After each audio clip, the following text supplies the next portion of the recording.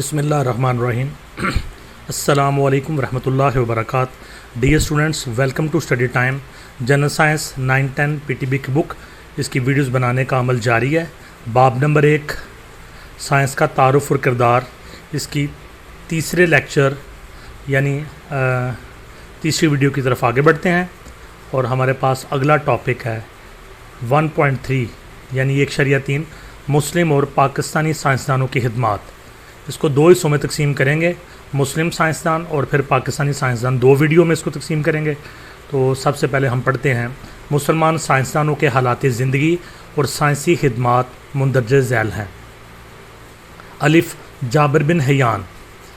تو جیسے کہ ہم نے پہلے پڑھا کہ یونانیوں سے جو علم تھا وہ مسلمانوں تک پہنچا، اور مسلمانوں نے 6-7 صدیوں تک علم اور ہنر اور سائنس کے امام اور پیشوا بن کے دنیا میں جو سائنسی علوم تھی اس کی بنیاد بھی رکھی اور اس کو ترقی بھی دی۔ اور اس کے بعد جب ہلاکو خان اور چنگیز خان کے دور کے بعد جب مسلمانوں کو تباہ و برباد کر دیا گیا اور مسلمان کچھ اپنی حامیوں کی وجہ سے دنیا میں پیچھے رہ گئے، تو ان کے علم کو انگریزوں نے اور مغرب نے سنبھالا، جو ابھی اس وقت دنیا کے لیڈر بنے ہوئے ہیں۔ تو اس وقت جو سائنٹسٹ تھے، مشہور سائنسدان، ان کا ذکر ہم اس چیپٹر میں پڑھیں گے۔ تو سب سے پہلے ہے جابر بن حیان۔ جابر بن حیان کو علم کیمیا کا بانی کہا جاتا ہے۔ علم کیمیا کی بنیاد رکھنے والا جابر بن حیان ہے۔ جابر بن حیان نے کچ دھاتوں کو پگھلا کر صاف کرنے، فولاد تیار کرنے، چمڑا بنانے، کپڑا رنگنے، لوہے کو زنگ سے بچانے کے طریقے معلوم کیے۔ تو کچ دھاتوں کو پگھلا کر صاف کرنا کیا ہوتا ہے کہ جتنی بھی دھاتیں ہیں، جیسے لوہا ہے، سونا ہے، چاندی ہے، یا مختلف قسم کی دھاتیں ہیں، یہ کچ دھات کی شکل میں ہمیں زمین کو، پہاڑوں کو کھود کر ملتی ہیں۔ یعنی ان میں مختلف دوسری دھاتیں مکس ہوتی ہیں، یا مٹی، گرد اور دوسرے جو پارٹیکلز ہوتے ہیں وہ ان میں مکس ہوتے ہیں۔ تو اس کی جو شکل ہمیں حاصل ہوتی ہے زمین کو کھود کر یا پہاڑ کو توڑ کر، اس کو کچ دھات کہتے ہیں۔ اس کو پھر پگھلایا جاتا ہے، پگھلا کر صاف کیا جاتا ہے۔ تو کچ دھاتوں کو پگھلا کر صاف کرنے کا جو طریقہ ہے وہ جابر بن حیان نے پہلی دفعہ اس کو خود پہلے بنایا اور اس کے بعد اس کی ترویج کی۔ اسی طرح سے فولاد تیار کرنا۔ فولاد کیا ہوتا ہے؟ یہ بھی جو کچ دھات ہوتی ہے لوہے کی، اس کو نکال کے جب پگھلایا جاتا ہے تو جو خالص لوہا نکلتا ہے اس کو فولاد کہتے ہیں۔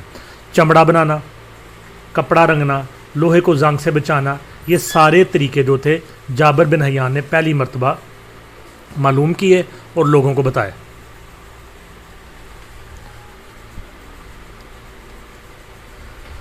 سلفیورک ایسڈ، نائٹرک ایسڈ اور ہائیڈروکلورک ایسڈ پہلی دفعہ جابر بن حیان نے ہی تیار کیے تھے۔ یہ 3 ایسڈ ایسے ہیں جو اس وقت دنیا کی انڈسٹری کا 80-90% ان کے اوپر انحصار کرتا ہے۔ سلفیورک ایسڈ، نائٹرک ایسڈ اور ہائیڈروکلورک ایسڈ، یہ 3 ایسڈ ہیں جو بطور کیمیکل انڈسٹریز کے اندر استعمال ہوتے ہیں، اور دنیا کا 80 سے 90% جو کیمیکل ورک ہے وہ ان ایسڈ کی وجہ سے ہوتا ہے۔ تو پہلی مرتبہ ان کی انفارمیشن بھی جابر بن حیان نے دی، اور اس نے پہلی مرتبہ ان کو تیار کیا۔ جابر بن حیان ان کے علاوہ بھی کئی مرکبات کے موجد تھے۔ وہ وارنش بنانے کے طریقوں سے بھی واقف تھے۔ وارنش آپ جانتے ہیں کیمیکل ہے جس کے ذریعے سے مختلف قسم کے فرنیچر کو، دروازوں کو پالش کی جاتی ہے، اور بھی کافی سارے کاموں میں یہ وارنش استعمال ہوتی ہے۔ تو اس کے بنانے کا طریقہ بھی جابر بن حیان نے پہلی مرتبہ بتایا۔ جابر بن حیان پہلے کیمیا دان تھے جن کی باقاعدہ ایک کیمیائی تجربہ گاہ تھی۔ تو اس سے پہلے جو تھا باقاعدہ طور پہ تجربات کرنا اور چیزوں کو پرکھنا یونانیوں کے دور میں تو تھا ہی نہیں، اور جابر بن حیان نے پہلی مرتبہ جو کیمیا ہے، کیمسٹری ہے، اس کے حوالے سے مختلف طریقے بھی دریافت کیے، مختلف مرکبات تیار کیے، مختلف ایسڈ تیار کیے، اور یہ پہلے کیمیا دان، پہلے سائنٹسٹ تھے جنہوں نے باقاعدہ طور پہ اپنی ایک تجربہ گاہ بنائی ہوئی تھی جس میں وہ باقاعدہ طور پہ بیٹھ کے کام کرتے تھے۔ وہ کثری کشید، فریکشنل ڈسٹیلیشن کے عمل کے بارے میں بھی جانتے تھے۔ کثری کشید کیا ہوتی ہے کہ اس میں مختلف چیزیں جو مکس اپ ہوتی ہیں لیکوڈ شکل میں، ان کو علیحدہ کرنے کے لیے مختلف درجوں پر بوائل کیا جاتا ہے، بوائل کر کے ان کو سیپریٹ کیا جاتا ہے۔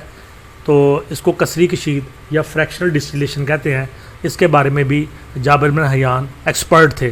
جابر بن حیان نے کیمیا گری اور اس سے ملتے جلتے موضوعات پر عربی میں بہت سی کتابیں لکھیں، جن میں الکتاب اور الخالص مشہور کتابیں ہیں۔ ان کی کتاب الکیمیا کا لاطینی ترجمہ ایک انگریز رابرٹ آف چیسٹر نے 1144 میں کیا۔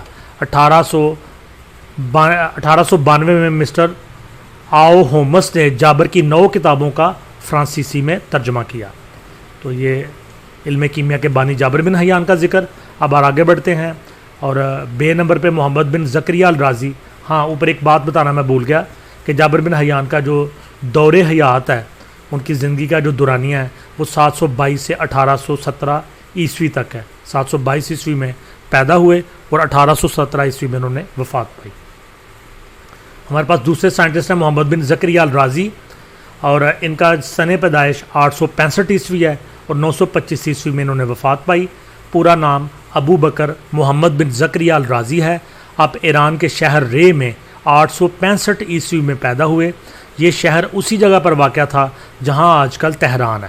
اگرچہ محمد بن زکریہ الرازی ایک عملی کیمیا دان تھے، لیکن وہ فن طب میں اپنے زمانے کے علم العلاج کے اصول سے بھی پوری طرح واقف تھے، یعنی وہ بنیادی طور پر وہ کیمیا دان تھے۔ محمد بن زکریہ الرازی جو ہیں، جیسے جابر بن حیان کیمیا دان تھے، اسی طرح یہ بھی ایک عملی کیمیا دان تھے، یعنی کہ وہ تجربات کے ساتھ جو کیمیا کے مختلف جو چیزیں ہیں ان کو ٹیسٹ کرتے تھے اور اس کے بعد کتابوں میں ان کا ذکر کرتے تھے۔ لیکن وہ فن طب میں اپنے زمانے کے علم العلاج کے اصول سے پوری طرح واقف تھے، لیکن وہ ان کے زمانے میں جو فن طب تھا، میڈیسن کا جو شعبہ تھا، ڈاکٹری کا جو شعبہ تھا، اس میں جو علم العلاج کے اصول تھے ان سے بھی پوری طرح واقف تھے۔ وہ بغداد کے ہسپتال کے سربراہ اور ایک ماہر سرجن بھی تھے۔ بغداد میں خاص ہسپتال، اس کے سربراہ تھے اور ماہر سرجن تھے۔ وہاں پہ جو بھی مریض آتے ان کو اپنی نگرانی میں چیک کرتے اور سرجری وغیرہ بھی، آپریشن بھی کرتے تھے۔ انہوں نے پہلی مرتبہ بے ہوش کرنے کے لیے افیون کا استعمال کیا۔ تو پہلے یہ ہوتا تھا کہ مریض کو بغیر بے ہوشی کے اس کا علاج کیا جاتا، جنگ میں یا ویسے کوئی زخم لگ جاتا یا کوئی بیماری کی وجہ سے جسم میں کوئی زخم واقع ہو جاتا، اس کا آپریشن کرنا ہوتا تو اس کے لیے بے ہوش نہیں کیا جاتا تھا۔ تو انہوں نے پہلی مرتبہ افیون کا استعمال کیا۔ محمد بن زکریہ ہی نے سب سے پہلے چیچک اور خسرہ کے اسباب، علامات اور علاج کے بارے میں تفصیل سے روشنی ڈالی۔ تو یہ ایک مہلک بیماریاں تھیں چیچک اور خسرہ، تو ان کے بارے میں تفصیل سے کوئی نہیں جانتا تھا۔ تو محمد بن زکریہ نے اپنی جو تحریریں لکھیں ان میں چیچک اور خسرہ جو اس وقت کی بڑی بیماریاں تھیں، ان کے اسباب کی کس وجہ سے ہوتی ہیں، ان کی علامات کہ جس مریض کو یہ ہوتی ہیں اس کے اندر کیا علامات ہوتی ہیں، اور اس کے علاج کے بارے میں پوری تفصیلی روشنی ڈالی۔ ان بیماریوں سے متعلق الرازی کے تحریر کردہ اصول آج بھی تسلیم کیے جاتے ہیں۔ یہ بیماریاں آج بھی موجود ہیں، ان کا علاج دریافت ہو چکا ہے، لیکن ان کے بارے میں جو اصول تھے وہ آج بھی جو محمد زکریہ رازی نے تحریر کیے تھے آج بھی تسلیم کیے جاتے ہیں۔ الرازی پہلے سائنسدان تھے جنہوں نے تخمیر کے ذریعے الکوہل تیار کی۔ تخمیر کیا ہوتی ہے؟ فرمنٹیشن، خمیر کا عمل۔ تو جو پھل ہوتے ہیں ان کو خمیر کر دیا جائے تو اس سے الکوہل یا شراب بنتی ہے۔ تو انہوں نے پہلی مرتبہ خمیر کا عمل جو تھا اس کی وضاحت کی۔ محمد بن زکریہ رازی نے مختلف کیمیائی مرکبات کو 4 گروپوں میں تقسیم کیا۔ نمبر 1 معدنیاتی، یعنی وہ جو ہمیں زمین سے حاصل ہوتے ہیں۔ دوسرے وہ گروپ ہیں کیمیائی گروپ جو کہ نباتاتی ہوتے ہیں، پودوں سے حاصل ہوتے ہیں۔ تیسرے وہ جو ہوتے ہیں جو حیواناتی ہوتے ہیں، یعنی جانوروں سے حاصل ہوتے ہیں۔ اور چوتھے وہ جو یہ جو 3 بنے ہوتے ہیں ان سے مزید نکلتے ہیں۔ تو پہلی مرتبہ محمد زکریہ رازی نے جو کیمیائی مرکبات تھے ان کو 4 حصوں میں تقسیم کیا۔ ایک وہ جو زمین یا پہاڑوں سے حاصل ہونے والے، دوسرے پودوں سے حاصل ہونے والے، تیسرے حیوانات جانوروں سے حاصل ہونے والے، اور چوتھے وہ مرکبات جو ان تینوں سے جو بنے ہوئے ہیں ان سے مزید بننے والے۔ تو طلباء و طالبات آگے بڑھتے ہیں اگلے سائنٹسٹ کی طرف۔ اگلا سائنٹسٹ ہمارے پاس ہے ابن الہیثم۔ ابن الہیثم جس کو انگلش میں ابن الہیدم کہتے ہیں۔ ابن الہیثم کا پورا نام ابو علی حسن بن الحسن البصری ہے۔ ہاں، اس سے پہلے یہ کہ 965 AD میں یہ پیدا ہوئے، 1039 AD میں ان کی وفات ہوئی، 965 ان کا سن ولادت ہے اور 1039 ان کا سن وفات ہے۔ ابن الہیثم کا پورا نام ابو علی الحسن بن الحسن البصری ہے۔ لاطینی میں اسے الحیزن کے نام سے یاد کیا جاتا ہے اور یورپ میں یہ آج بھی اسی نام سے مشہور ہے۔ ابن الہیثم نے سب سے پہلے مادہ کے انرشیا کا نام لیا، جو بہت بعد میں نیوٹن کے حرکت کے قوانین کے نام سے مشہور ہوا۔ تو یہ بڑا مشہور قانون ہے انرشیا کا قانون۔ تو پہلی مرتبہ اس کا جو ذکر ہے وہ ابن الہیثم نے کیا۔ بعد میں نیوٹن جن قوانین کی وجہ سے مشہور ہوا اس میں انرشیا کا قانون صفحے اول میں تھا۔ پن ہول کیمرہ بھی ابن الہیثم نے ایجاد کیا۔ تو یہ پہلا کیمرہ تھا جس کے ذریعے سے تصویر لی جا سکتی تھی، اس کو پن ہول کیمرہ کہتے ہیں۔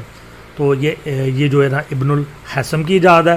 ان کی شہرہ افاق کتاب کا نام کتاب المناظر ہے، جو روشنی کی خصوصیات کے متعلق ایک جامع تجرباتی ریاضیاتی کتاب ہے، یعنی کہ روشنی کی خصوصیات کے بارے میں ایکسپیریمنٹ بھی اس میں لکھے ہوئے ہیں، اور ساتھ جو حساب کتاب کے ذریعے سے پیمائشوں کے ذریعے سے روشنی کے حوالے سے تو اس میں ذکر ملتا ہے۔ ابن الہیثم مرر اور لینز کے علاوہ ریفلیکشن اور فریکشن کے قوانین کا پہلا ماہر تصور کیا جاتا ہے۔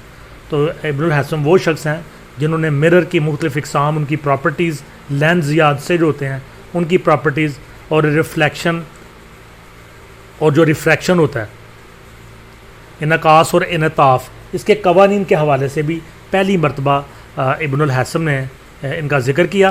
راجر بیکن نے ابن الہیثم کے مشاہدات سے کام لے کر دوربین ایجاد کی۔ تو راجر بیکن وہ سائنٹسٹ ہیں جنہوں نے پہلی مرتبہ دوربین ایجاد کی۔ تو ان کے جو دوربین ایجاد کرنے کی بنیاد تھی وہ تمام فیکٹس تھے جو ابن الہیثم پہلے بتا چکے تھے۔ راجر بیکن نے اپنی تصانیف میں ابن الہیثم کا بار بار ذکر کیا ہے، یعنی کہ راجر بیکن کے جو استاد ہیں وہ ابن الہیثم ہے، اور ان کے بتائے ہوئے قوانین کے اوپر راجر بیکن نے دوربین ایجاد کی۔ اگلے سائنٹسٹ ہیں البیرونی، بہت بڑے سائنٹسٹ، 973 عیسوی میں پیدا ہوئے، 1048 عیسوی میں وفات پائی۔ البیرونی کا پورا نام برہان الحق ابو ریحان محمد بن احمد ہے۔ وہ شروع سے ہی البیرونی کہلاتے تھے۔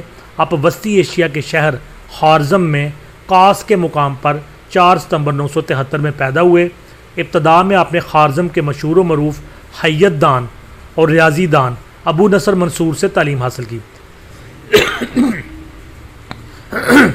تو وسطی ایشیا جو علاقہ ہے نا، اس وقت جو رشیا سے جو مختلف ممالک آزاد ہوئے ہیں، قازقستان، تاجکستان، کرغیزستان، تو یہ سارے علاقے جو ہے نا یہ کہلاتے ہیں وسطی ایشیا۔ تو یہاں خارزم کا جو شہر تھا وہاں پہ یہ 4 ستمبر 973 میں پیدا ہوئے، اور شروع میں انہوں نے خارزم کے مشہور حیت دان اور ریاضی دان ابو نصر منصور سے تعلیم حاصل کی۔ البیرونی حیت، ریاضیات، جغرافیہ اور تاریخ کے موضوعات میں ایک مسند نام کی حیثیت رکھتا ہے، یعنی یہ جو 4-5 چیزیں بتائی ہیں ان کے اوپر یہ ایکسپرٹ تھے، ماہر تھے۔ وہ قدرتی علوم کے بہت بڑے ماہر تسلیم کیے جاتے تھے۔ وہ سلطان محمود غزنوی کے دربار سے بھی عظیم تاریخ دان اور اسکالر کی حیثیت سے منسلک رہے۔ تو آپ جانتے ہیں سلطان محمود غزنوی ایک بہت بڑے سپہ سالار اور مسلمانوں کے لیڈر گزرے ہیں، تو ان کے دربار میں بھی یہ بطور تاریخ دان اور بطور اسکالر کے خدمات اپنی سر انجام دیتے رہے۔ البیرونی نے ہی یہ دریافت کیا کہ روشنی آواز سے زیادہ تیز رفتار ہے۔ تو پہلے اس بات کا علم نہیں تھا کہ روشنی جو ہے نا وہ آواز سے زیادہ تیز ہے، تو یہ بات البیرونی نے لوگوں کو بتائی۔ برصغیر کی سیاحت کے دوران البیرونی نے پاکستان کے دارالحکومت اسلام آباد سے قریباً 100 کلومیٹر کے فاصلے پر ضلع جہلم کی تحصیل پنڈ دادنہان کے قصبے نندنا، اسے اس زمانے میں ٹیلا بالاناتھ کہتے تھے، کہ قلعے میں خصاب لگا کر بتایا کہ زمین کا نصف قطر 6338 کلومیٹر ہے، جدید اندازہ 6353 کلومیٹر ہے، یعنی البیرونی کے اندازے اور زمین کے صحیح نصف قطر میں 15 کلومیٹر کا فرق ہے۔ تو یہ جہلم کے قریب پنڈ دادن کہاں کے قریب ایک قصبہ نندنا ہے، وہاں ایک قلعہ، وہاں پہ یہ گزرتے ہوئے اپنے سفر کے دوران وہاں پہنچے، اور وہاں انہوں نے بتایا کہ زمین کا جو نصف قطر ہے وہ 6338 کلومیٹر ہے، جو آج جو اس کی پیمائش کی گئی ہے وہ 6353 ہے، یعنی تھوڑے سے فرق کے ساتھ جو انہوں نے اس وقت بغیر جدید انسٹرومنٹس کے اور سیٹلائٹس کے اور کمپیوٹرز کے جو اندازہ البیرونی نے لگایا تھا وہ قریب بالکل ٹھیک ہے۔ اور حکومت پاکستان نے اس جگہ پہ البیرونی کے نام پہ ایک یونیورسٹی بھی بنائی ہے۔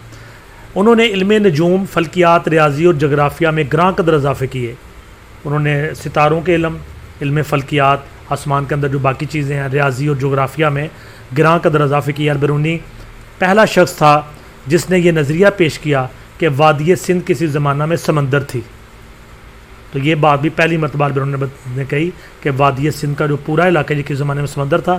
بعد میں آہستہ آہستہ ریت اور کیچڑ جمع ہوتی گئی تو وادی سندھ وجود میں آ گئی. جدید ماہرین ارضیات کا بھی یہی خیال ہے. انہوں نے ریاضی کے موضوعات پر قریباً 150 سے زائد کتابیں تحریر کیں. البیرونی کی مشہور کتاب کا نام تحریر الاماکن ہے. جی آخری سائنٹسٹ ابو علی سینا، یہ بھی بہت بڑے سائنٹسٹ مسلم دنیا کے. 980 عیسوی میں پیدا ہوئے، 1037 عیسوی میں وفات پائی. شیخ الرئیس ابو علی سینا کا پورا نام ابو علی الحسین ابن عبداللہ ہے. وہ یورپ میں ایوی سینا کے نام سے مشہور ہے. ابو علی سینا کو مسلم دنیا کا ارسطو تسلیم کیا جاتا ہے. انہوں نے قریباً 707 جڑی بوٹیوں پر تحقیقی مقالہ تحریر کیا. تو یورپ میں ان کو ایوی سینا کہتے ہیں اور ان کو مسلم دنیا کا ارسطو کہا جاتا ہے. ارسطو جو ہے یہ بہت بڑے سائنٹسٹ یونانی دور کے، اور ان کو بابا نباتیات بھی کہا جاتا ہے، بابا باٹنی کہا جاتا ہے. تو ابو علی سینا کو مسلم دنیا کا ارسطو تسلیم کیا جاتا ہے. انہوں نے 760 کے قریب جڑی بوٹیوں پر تحقیقی مقالہ تحریر کیا. مقالہ کیا ہوتا ہے؟ ایک مضمون. وہ نہ صرف کیمیا دان بلکہ دوا ساز بھی تھے. وہ پہلے کیمیا دان تھے جنہوں نے اس خیال کو رد کیا کہ عام دھاتوں کو سونے میں تبدیل کیا جا سکتا ہے. تو پہلے یہ خیال تھا کہ عام دھاتوں کو بھی سونے میں بدلا جا سکتا ہے. تو انہوں نے پہلی مرتبہ کہا کہ عام دھاتوں کو سونے میں نہیں بدلا جا سکتا. ابو علی سینا نے قریباً 100 سے زائد کتب تالیف کی ہیں جو فلسفہ، سائنس، فقہ، ادب کے علاوہ طب پر مشتمل ہے.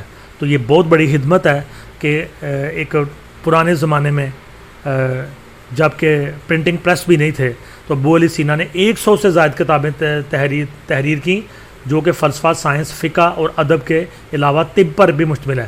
فلسفہ کے میدان میں ابن سینا کی شاہکار تصنیف کتاب الشفا ہے. اس مشہور کتاب میں فزکس، کیمیا اور ریاضی کے علاوہ بایولوجی اور موسیقی جیسے مضامین پر بھی کافی بحث کی گئی ہے. طب کے موضوع پر ابن سینا کا انسائکلوپیڈیا القانون فی الطب ایک سند کی حیثیت رکھتا ہے.